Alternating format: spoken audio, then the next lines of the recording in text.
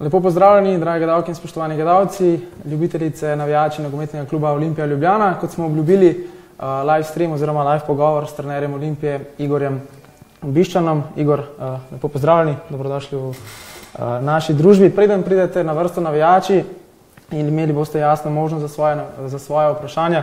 Igor, 15 tekem prvenstvenih je za nami, 16, če štejemo še pokal, Olimpija neporažena. Točkovno ste zagotovo zadovoljni, ste zadovoljni s procesom, ki ste ga naredili od začetka pa do zdaj, gre moštvo v pravo smer? Pa jesam, posebno nakon starta koji nije bio idealan. Mislim da smo dosta brzo uspjeli pokazati konce, dosta brzo uspjeli napraviti jedan značajan napredak u samoj igri. Na našu sreću to se počelo ostvarivati na rezultatima, tako da sve utakmice koje smo igrali, u kojima smo ostvarili dobre rezultate, sa manje više sa svima sam bio i zadovoljan kad je u pitanju sama igra i ono što se dešavalo na terenu. Sasvim sigurno da ima još dosta prostora za napredak, ali mislim da idemo u dobrom smjeru. Na zadnjih tekmah se zdi, da mogoče Olimpiji nekaj manjka do prvega zadetka, potem ko prvi gol pade, je nekako lažje. Kako zdaj to na naslednjih tekmah, ki bodo malce teže popraviti? Da, mislim većina ekipa koje su na neki način osuđene igrati protiv zatvorenih momčadi imaju taj problem. Zabiti prvi gol, otvoriti utakmicu, nama u zadnje vrijeme se pokazalo isto to. A ništa, treba raditi na tim stvarima, treba insistirati na tim stvarima, može se nešto po tom pitanju napraviti sa nekakvim promjenom sustava igre ili nekakvim novim automatizmima igre, razumijevanjima igri, ali generalno manje više to uvijek slično. Treba igrati brzo, treba igrati energično, treba igrati agresivno, treba biti strpljiv ponekad. I onda uvijek se nađe jedan od tih ofenzivnih igrača u nekoj možda malo bolje formi, pa on iz neke poluprilike uspije zabiti, iz nekog prekida uspijemo zabiti. Svi ti uobičajene stvari, uobičajene načini na koje se može otvoriti protivnika, ali nema puno stvari koje nisu dobre. To je jedna stvar na kojima bi trebalo raditi i mi ćemo se posvetiti. Dobro, gremo k temu, zakaj smo tukaj. Obljubili smo, da boste navijači imeli priložnost vprašati Igorja. Vaša vprašanja, že včeraj ste jih nekaj poslali pod naši dve objavi, tudi danes pod to objavo, ki gre zdaj v živo, lahko pišete vprašanja in z veseljem bomo kakšno prebrali in bo Igor odgovoril. Če začnemo z vprašanjem Daniela Eforjana za začetek. Daniel je vprašal, kaj se trenutno dogaja z Goranom Brkićem in pa z Aleksandrom Krecijom, ki ju ni že nekaj časa na igriščih. Brkić je imao jednu nezgodnu ozljedu skočnog zgloba koja se nadovezala na onu ozljedu koju imao prije. Nije ista stvar, ali je na istoj nozi u sličnom mjestu, tako da je sad danas u stvari prvi trening odradio u potpunosti sa ostatkom ekipe, tako da bi od danas pa nadalje on trebao polako hvatati ritam treninga i kroz nekih, ne znam, tjedan dana, 10 dana biti u potpunosti, znači, dostupan u kontenciji za momčad. A Krecu je na neki način sad osuđen na to da čeka svoju šansu, budući da su neki igrači koji su igrali na njegove pozicije, igrali dobro, momčad igrali dobro, oni su zauzeli svoje pozicije i sad je pitanje vremena da li i kad će dobiti svoju šansu. On izuzetno profesionalno odrađuje sve treninge, jako sam zadovoljan po tom pitanju s njim. On osim na poziciji veznog na kojoj inače konkurira na poziciji stopera, tako da ukoliko dođe do slabije forme određenih igrača ili do nekih ozljeda, on će sasvim sigurno dobiti priliku. Dobro, Andrej je napisal, da ste naredili odličen posel v obrambi, na 15 tekmah samo 6 prejetih golov, da pa je eden izmed boljših posameznikov v tej sezoni Kenan Bajrić. Kako ste vi zadovoljni z predstavami Kenana, ki je v preteklosti igral tudi na levem, desnem boku, na zadnjem veznem, letos pa zasidrano v srčju obrambe? Pa jako sam zadovoljan s njim, iako bi on mogao i bude. I mislim da ima kvalitete potencijala za još i više. Tako da mislim da je jedan od stožernih igrača i puno nam je donio na toj čvrstoći kad je u pitanju igra obrani. Osim toga, ne smije se zaboraviti da je zabio neke vrlo bitne golove u našim pobjedama, tako da je u svakom smislu do sada pokazao jako puno i mislim da je pokazao u najmanju ruku da bi budući slovenski izbornik trebao malo razmisliti ozbiljnije o njemu. tako da sam s njim jako zadovoljan, ali kažem, potičem ga da traži od sebe još više, potičem ga da inzistira na pravim stvarima, da iz dana u dan da raste i po pitanju personalitija, budući da ima kvalitete za jedan visok nivo. Kar nekaj vprašanj smo dobili glede Andresa Vombergarja. Andres se poškodoval proti Triglavu. Ga lahko pričakujemo proti Mariboru? Kakšno je njegovo trenutno stanje?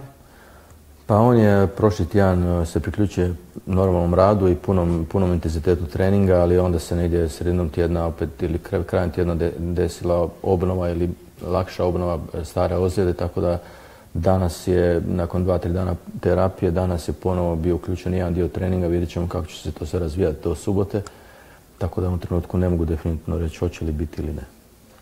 Žan Petek je podal eno malce bolj strokovno vprašanje. Zakaj igrate v tej sezoni samo z enim centralnim napadalcem? Pa, to je na neki način odredio stanje i fond igrača koje sam imao u koje sam zatekao kad sam došao ovdje. Nismo imali neke izrazite napadače, nismo imali dva klasična napadača koja nisu po profilu ista. Imali smo Lekija i Benka, koja su po profilu slični igrači. Po meni, kad imaš dva klasična napadača, nije dobro da su istog profila na taj način, a i s obzirom na drugi dio igrača u momčadi u kojem sam zatekao dosta veznih igrača koji su svi jaki na lopti, a ne toliko jaki u igri u prostor. Znači morao sam se opredijeliti za sustav koji će optimalno na neki način iskoristiti i igrače kvalitete i kadar koji sam zatekao. To se sad čini mi se pokazuje dobro, ali sad sam sigurno da dolazom Vombergara nas se otvarala nova mogućnost i da smo čak i u nekim utakmicama koristili u kontekstu igranja s dvije špice, tako da ćemo sad sigurno voditi računa o tome, jer budući da moramo pobjeđivati utakmice, logično je da ćemo morati ponekad igrati i sa dvije špice. Hvala. Primož Novak se je dotaknil malce prihajajočega prestopnega roka. Zanima ga, ali vi mislite, da bi na kakšnem položaju potrebovali okrepitev, če ste zadovoljni z trenutnim kadrom, in pa če bi sedaj po zadnjih tekmah, ko ste zaigrali nekoliko slabše, če razmišljate o spremembi formacije. Pa za sad, što se tiče dolazaka novih igrača, nisam previše daleko otišao u razmišljanju po tom pitanju, jer nije baš ni situacija idealna. Mi imamo dosta igrača pod ugovorom, tako da treba vidjeti u dogovoru sa predsjednikom upravnog kluba, sportskim direktorom, šta ćemo moći, koje će nam biti mogućnosti. Ukoliko se naravno ne desi da neko ode, ukoliko se desi da neko ode, onda će nam to vjerojatno pružiti mogućnosti, otvoriti nove mogućnosti za dovođenje nekih igrača. Ali ovako mislim da smo dosta dobro pokriveni u veznoj liniji, mislim da smo i u obrani vrlo solidno pokriveni prema naprijed, budući da sad malo nas mučate ozljede, bi eventualno mogli dovesti kojeg igrača, ali to ćemo vidjeti kad i kako prođe sezona. A što se tiče ovih zadnjih par utakmica i sustava, pa mislim da je razumljivo da u određenom dijelu sezone dođe do lagano možda energetske krize, možda rezultatske krize. Mislim da za sad još uvijek nije ništa preozbiljno, ali ja sam jako puno pažnje posvećujem tim detaljima igri, sustavu igre, kako to sve funkcionira, pojedinačnim pozicijama i ono što oni daju na terenu. Vidjet ćemo, neke bitnije promjene sustava igre za sad neće biti, a kako će se stvari razvijati dalje, vidjet ćemo. Jaka je vprašal glede sobotne tekme proti Mariboru. Vprašal sicer, kakšna bo postava, verjamem, da to še ne morate izdati, ampak morda taktika, boste na prvi tekmi šli napadalno, je prva misel ne prejeti zadetka pred domačimi gledalci. Pa da, mislim da ni jedna ekipa nije toliko bolja da bi mogla reći da će igrati previše ofenzivno i napadački, da će, posebno ne ovako u prvoj utakmici kad su ovakve dvije kup utakmice u pitanju, ne bi bilo pametno, mislim da, ali igramo na našem stadionu, nadam se da ćemo imati dobru podršku naše publike, morat ćemo se postaviti čvrsto, morat ćemo se postaviti pozitivno, tako ćemo pokušati složiti momčad, vjerojatno ćemo staviti neke igrače možda koji nisu igrali, malo ćemo u stvari napraviti neke promjene u momčadi, a sve u cilju da odigramo čvrsto, da odigramo jako energetski i da pokušamo ostvariti što je moguće bolji rezultat, naravno. Alen Porčič je napisal čestitke za dosedanje delo in rezultate. Zanima pa ga, ali imate pri izbiri ukrepitev tudi vi svojo besedo in pa ali bi se morda v prihodnosti v ekipi želeli imeti otroka Olimpije, kapetana slovenske reprezentance Boštjana Cesarja, tudi nekdanjega igralca Dinama. Pa kako, mislim ja, kad se priča i razmišlja i rade planovi o budućim igračima ili o tim stvarima, ja sam u konstantnoj komunikaciji i s predsjednikom i sa Mladenom. Mislim da je to jedno normalno, tako da ipak ne znam koliko me se pita, ali nešto me se pita. A što se tiče Boštjana, naravno da bi jedan takav kvalitetan igrač, ako sam dobro razumio pitanje, dobrodošao jer on je i tu domaći i znam da mu je stalo do ovog kluba, ali sad naravno da u ovom trenutku ne znam koliko je realno da bi mogli nekog njegove kvalitete dovesti u klub. Mihael se je navezal že na Evropo. Kaj te ekipi manjka, da bi lahko uspešno nastopala v evropskih tekmovanjih? Če kaj manjka, slučajno. Ali je to moštvo v tem trenutku selekcionirano po vašem okusu? In če mislite, kakšno spremembo narediti v premoru, ampak o tem smo že govorili. Pa, teško je procijeniti. Mislim da smo mi još uvijek u fazi stvaranja. Mislim da i puno ovisi o ždrijebu koga ćeš izvući u tom trenutku.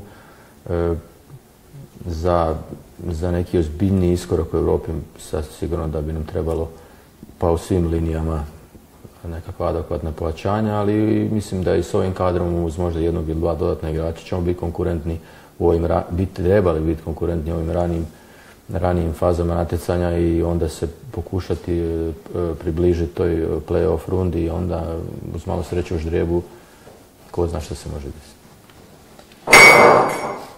Zoran Stojinović, zanima ga, ali ste morda si ogledali kakšno tekmo mladincev Olimpije ali morda razmišljate o kakšnem fantu iz mladinskega pogona, da bi ga priključili k članom? Pa gledao sam ja uživo njihovu utakmicu s Mariborom. Moji suradnici, moji asistenti su gledali više. Neke od njih smo već priključivali. Znamo manje više sve igrače koji imaju kvalitetu i koji su tamo među boljima, među perspektivnima. Turkuš je jedan koji je već igrao u toj utakmici kupu, koji je sam bio na pripremama, osim njega i Španja. Ima još tamo par mladih dečki koje mi pratimo, informiramo se stalno u vezi njih sa njihovim trenerima. Tako da ja bih jako volio da već sad na zimu na pripreme, ako sve ide ovako ovim tijekom, da povedemo te najperspektivnije, pa čak i u kadetima čujem da ima dobrih igrača. Jer mislim da je to jako bitno za jedan klub, da ima taj svoj identitet koji naravno ovisi o broju domaćih igrača u ekipi. Mislim da je to nešto što u svakom slučaju treba tome težiti i ja ću pokušati tu izvući maksimum. Še dve vprašanji glede vašega trenerskega posla. Matjaža zanima, kaj ima prednost v vaši nogometni filozofiji, pragmatičnost ali romantika? To je vječna dilema i vječno pitanje. Pa ne znam, ja budući da sam kao igrač bio defanzivac više, onda iz te perspektive mi koji smo na neki način imali tu odgovornost da moramo čuvati vlastiti gol i da moramo dati jednu stabilnost momčadi. Mi smo pragmatični po pitanju doživljaja same igre, ali naravno da to najviše ovisi o kvaliteti igrača koji imaš i o vrsti igrača koji imaš. Ne mogu ja tražiti od svojih igrača da igraju nogomet za koji ja mislim da jednostavno nemaju karakteristike. Ako se nađeš u grupi igrača koji imaju vica, koji znaju igrati, koji su uz to dovoljno odgovorni da to ne pređe u nekakvu zabavu, onda naravno da i ja volim ono što publika voli, da to izgleda jako zanimljivo, interesantno, s vicem i efikasno. Tako da kad bi se mogla naći neka sredina, to bi bila idealna. A u ovom trenutku kad ja kao trener koji je došao u situaciji koji je došao, mislim da je jako bitno postaviti stvari dosta striktno, ozbiljno i odgovorno i onda na tome graditi sve ono što će dalje doći. Janija Meserka zanima, kdo je vaš trenerski vzor?